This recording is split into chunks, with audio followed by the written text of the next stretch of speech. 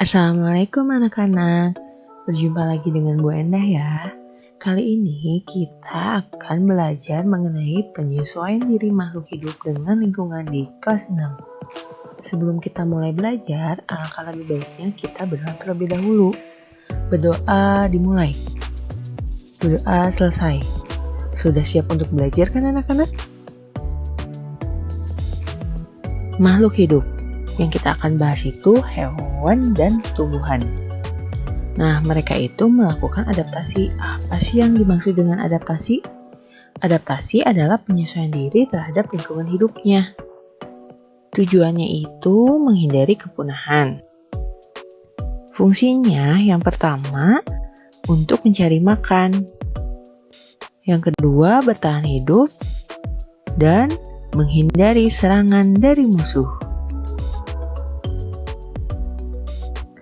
Penyesuaian hewan dalam memperoleh makanan. Dari bentuk mulutnya, yang pertama penggigit dan pengunyah. Contohnya itu serangga itu belalang. Penusuk dan penghisap, sudah tidak aneh lagi ya. Contoh hewannya itu nyamuk. Dan penjilat, kita ambil contoh itu kupu-kupu. Bentuk paruh dan kaki burung. Yang pertama pemakan ikan. Ciri dan fungsinya paruh panjang dan berkantong besar pada bagian bawahnya. Contohnya itu ada pelikan dan bangau. Yang kedua pemakan daging. Ciri dan fungsinya paruh tajam, kuat, runcing, dan agak membengkok untuk mengoyak daging. Contoh hewannya ada elang dan burung hantu. Pemakan biji. Ciri dan fungsinya paruh pendek, tebal, dan runcing untuk pemecah biji-bijian. Contoh burungnya adalah burung pipit. Penghisap madu. Ciri dan fungsinya paruh kecil, runcing, dan panjang untuk memudahkan burung menghisap madu yang ada di dasar bunga. Contohnya burung kolibri. Penghisap serangga. Ciri dan fungsinya paruh runcing dan panjang untuk mengatuk kayu pohon dan menangkap serangga di dalamnya. Contohnya ada pelatuk. Ragam bentuk kaki burung. Yang pertama kaki petengger. Cirinya jadi panjang dan datar yang membantu burung untuk bertengger pada ranting-ranting pohon.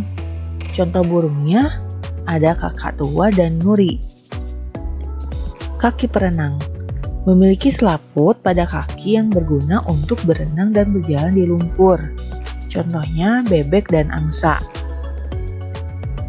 Kaki pengais. Ciri dan fungsinya memiliki 3 jari menghadap ke depan dan 1 tubuh ke belakang. Fungsinya untuk mengais tanah dan mencari makan. Contoh hewannya ada ayam dan kalkun. Kaki pemanjat. Ciri dan fungsinya terdiri atas 4 jari, 2 di depan dan 2 di belakang. Fungsinya itu untuk memudahkan memanjat. Contohnya burung pelatuk. Kaki pencengkram. Ciri dan fungsinya jari kaki pendek, kuku melengkung tajam, dan cakar kuat untuk mencengkram mangsa. Contohnya pada burung elang dan burung hantu. Bentuk gigi. Hewan pemakan daging seperti harimau, buaya, serigala, anjing, dan kucing memiliki gigi taring yang tajam untuk mengoyak mangsa. Hewan pemakan tumbuhan seperti kambing, sapi, kuda, dan kerbau tidak memiliki gigi taring. Mereka memiliki gigi seri yang tajam untuk memotong makanan dan geraham yang bergelombang untuk menggilas makanan. Hewan pemakan segala seperti kera dan monyet memiliki gigi seri, taring, dan geraham yang berkembang dengan baik dikarenakan jenis makanannya yang beragam. Penyesuaian hewan untuk mempertahankan diri. Yang pertama ada kamuflase. Apa sih kamuflase itu? Kamuflase kemampuan hewan untuk menyamarkan diri dari pemangsa. Penyamaran yang dilakukan menyesuaikan warna atau bentuk tubuhnya menyerupai lingkungan. Contohnya citah dan singa di semak-semak dedaunan yang menyerupai tubuhnya. Burung kutub di atas hamparan es, belalang daun yang sangat mirip dengan daun. Yang kedua ada mimikri. Mimikri itu tingkah laku hewan yang mengubah warna kulitnya sesuai dengan tempat di mana mereka berada. Contohnya bunglon, lalat bunga, lalat buah, kelinci sepatu salju. Yang ketiga ada autotomi. Autotomi itu kemampuan hewan untuk memutus bagian tubuhnya untuk mengecoh predator dan menumbuhkannya kembali.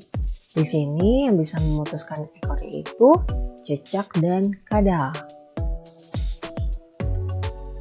Kelenjar bau. Beberapa hewan melindungi diri dari pemangsa dengan mengeluarkan bau yang tidak sedap. Contoh binatangnya itu ada walang sangit dan sigung. Mengeluarkan bisa dan sengat. Untuk mempertahankan dirinya, sebagian besar ular akan mengeluarkan bisa. Contoh lainnya kalajengking dan lipan selain ular ya. Lalu hewan yang melindungi diri dengan menyengat adalah anemon, belut listrik, dan ubur-ubur. Adapun dengan cara berpura-pura mati. Kumbang badak menyelamatkan diri dari predator dengan cara berpura-pura mati. Jadi tubuhnya itu diam, seolah-olah memang benar-benar sudah mati. Penyesuaian hewan terhadap kondisi ekstrim. Yang pertama, penyesuaian di kutub.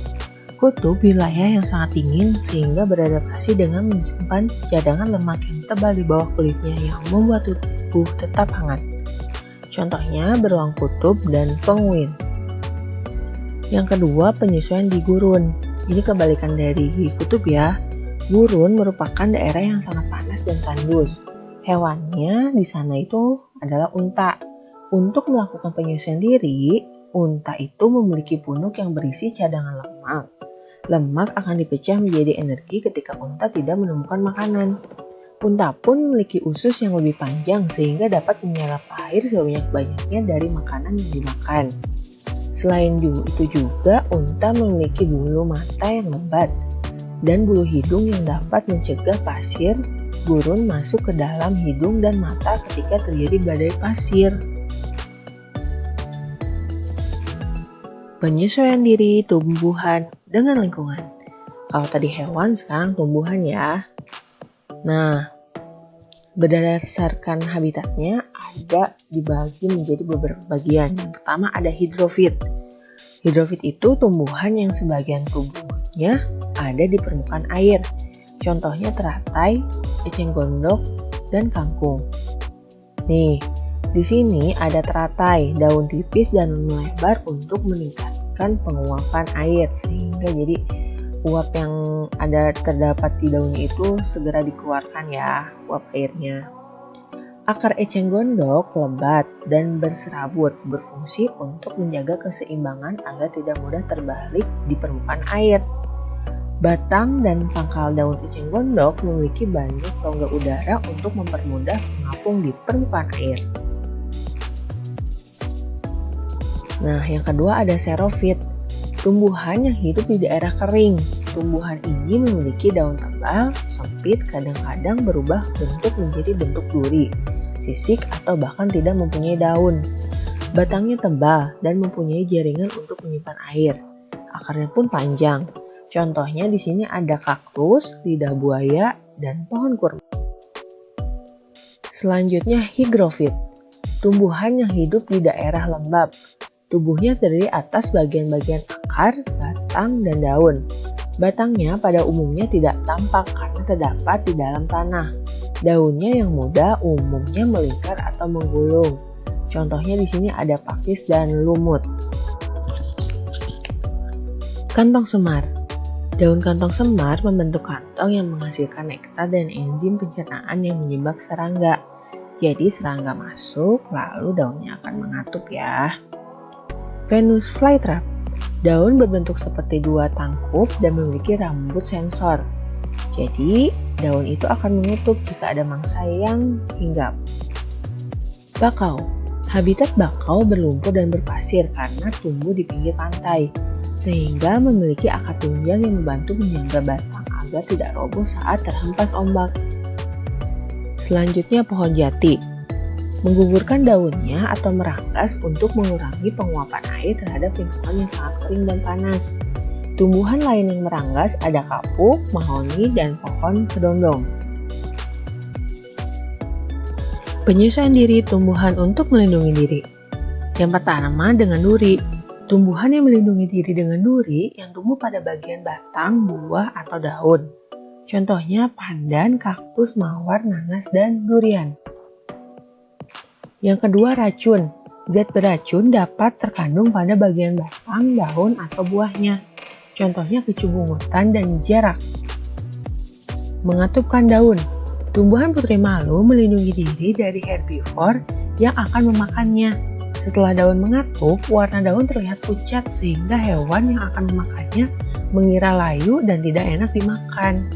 Nah, anak-anak, materi ini sampai sini dulu. Semoga kalian lebih memahaminya lagi dengan cara mencari informasi yang lebih luas. Untuk pembelajaran ini cukup sekian. Semoga ilmu ini bisa bermanfaat ya.